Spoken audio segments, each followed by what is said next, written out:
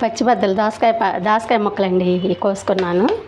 పచ్చిబద్దలు ముందు మనం ఇగోండి. ఇక ఈ యాంచట్లలో ఇవాళ అచ్చంగా చిన్నప్పుడు పచ్చిబద్దలని భోజనాల్లో అసలు ఉట్టుపప్పు తర్వాత గోంగూర పచ్చడి పచ్చిబద్దలు వడ్డించేవాళ్ళు. ఎంత కమ్మగా ఉండేదో.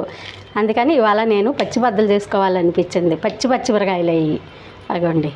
పెద్దకాయ దోసకాయ తీసుకున్నా. ఇగో పచ్చిమిరకాయలు చూడండి, ఈ మాత్రం ఉండాలి. ఇప్పుడు ఇందులోకి ఉప్పు, అయ్యో ఉప్పు. దోసకాయ పచ్చట్లో ఎక్కువ ఉప్పు పట్టదులేండి. ఉప్పు, జీలకర్ర, చున్నుల్లిపాయలు కాసిని ఇగోండి. కాసిన జాలు దోసకాయ ముక్కలు, ఎందుకంటే గుజ్జు రావడానికి. ఇవన్నీ ముక్కలు తర్వాత పచ్చిబద్దల్లాగా కలుపుతాను అనమాట. దీంట్లోకి చింతపండు ముందే నానబెట్టుకున్నాను అనమాట. కలపాలంటే ఇదంతా కలవాలి కదా, అందుకని చింతపండు నానబెట్టుకున్నా. ఇగోండి జీలకర్ర, చున్నుల్లిపాయ, ఉప్పు, పచ్చి అన్నీ బద్దలు పచ్చిమిరకాయలు అన్నీ పచ్చి వేసి ముందు ట్రిప్ తిప్పుకుందాం. చిన్నప్పుడు నూరుకునే దోసకాయ పచ్చడి పచ్చిబద్దలు నూరుతున్నాను చూడండి. మిరకాయలు అవన్నీ చింతపండు ఇట్లా వేసుకొని ఇప్పుడు ఇట్లా ఇవన్నీ ముక్కలు ఇందులో కలుపుకుందాం. పచ్చిబద్దలు అన్నట్టు కాసిన ముక్కలే ముందు అందులో వేసుకోవటం, తర్వాత ఇవన్నీ పచ్చిబద్దలు పచ్చడి అసలు ఎంత బాగుండిద్దోనండి.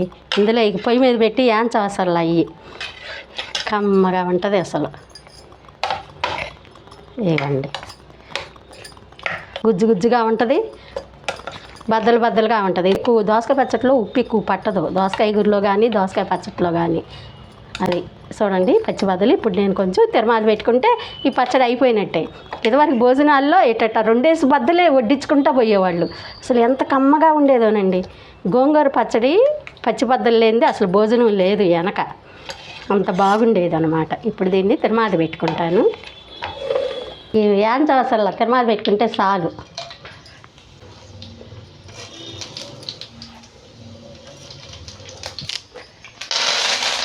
ఇప్పుడు ఇందులో ఇట్లా వేసేసుకోవటం పచ్చడి. ఇక ఇందులో టమాటాలు ఏమి వేయవసరలా, ఉట్టి పచ్చిమిరకాయలు దోసకాయ ముక్కలే. అబ్బాయి ఎంత గుమ్మగుమ్మలా మంచి వాసన అండి. అసలు కమ్మగా ఉంది. చిన్నప్పుడు గుర్తుకొచ్చింది నాకైతే ఈ పచ్చడితో. ఇది మంట ఉండదు అసలు, కలుపుకున్న కొద్దీ నీవు అన్నంలో టేస్ట్ వచ్చింది. అంత బాగుండిద్ది పచ్చడి. మీరు కూడా ఇట్లా పచ్చిబద్దలు చేసుకోండి. ఇవాళ మన రెసిపీ దోసకాయ పచ్చడి అయిపోయిందండి. రేపు మంచి రెసిపీతో మీ ముందుకు వస్తాను.